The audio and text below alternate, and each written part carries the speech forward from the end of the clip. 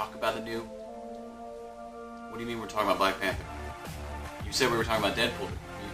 We had a contract written down. I'm not prepared for the Black...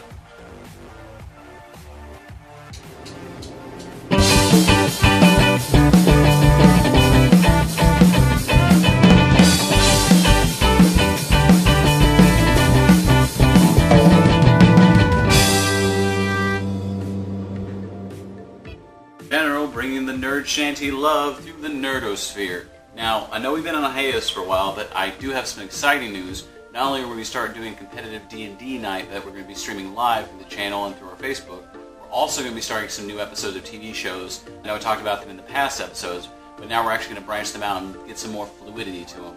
One of the first ones I want to experiment with is where I, your host about comic books, talk about things in comics or comic book movies or TV shows, cartoons, what have you, that don't really make sense even for the people that don't read comics a lot.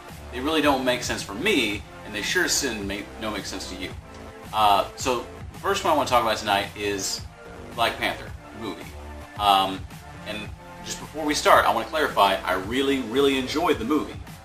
But there were some points that made a lot of people confused on both sides of the platform.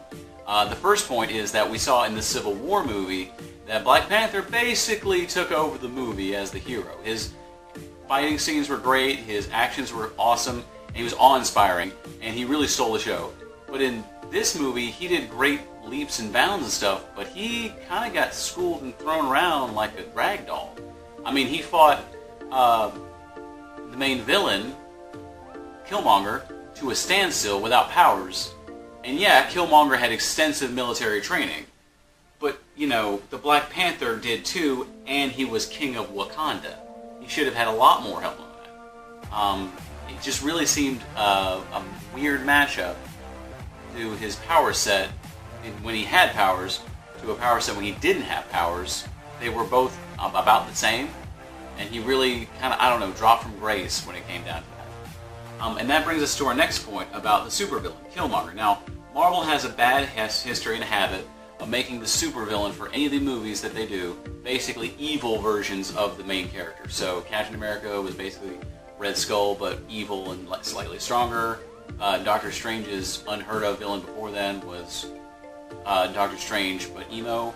And this one was basically blinged out gold Black Panther. It didn't really make a lot of sense, especially if you look at it in a comic book sense.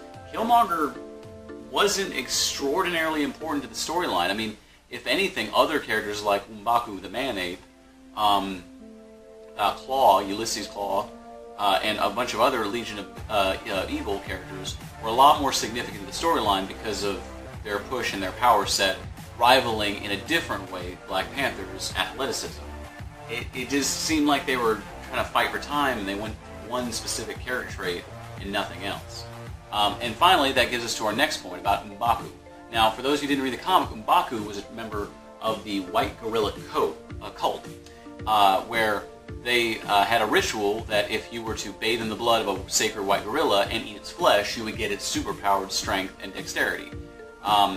He was originally a very great warrior in Wakanda, only second to King T'Chaka at the time. When he did the ritual, he then he wore the coat of the gorillas as a form of, as a sign of his new power level. He basically was a huge evil guy. I mean, beyond words bad. And somehow in the movie we playfully make him like he was just the addled, lost cousin of T'Challa, like it was going to be okay anyways. And that's not his thing. That was never his thing, and it was really kind of disappointing to see that they just kind of wasted a good supervillain for a slightly creepy and unheard of supervillain. If you want to look into more stuff, I obviously watched the movie. If you really want to hear why I'm complaining and see my side of it, read the comics. Volumes 1 through 3 are definitely worth looking into. He was the first African-American superhero to be pictured, and it's really worth seeing the tone to it. It really reflects on society as a whole. Until then, follow us, like and comment down below. If you happen to want to see more videos, just let me know. I'm down for any other ideas, and we're, like I said, coming out with a lot more stuff. I know Kenny Kryptonite is doing his thing soon, but until then, stay classy. Did you like that video? Of course you did. You're still here. So why don't you go below and give us a like and subscribe.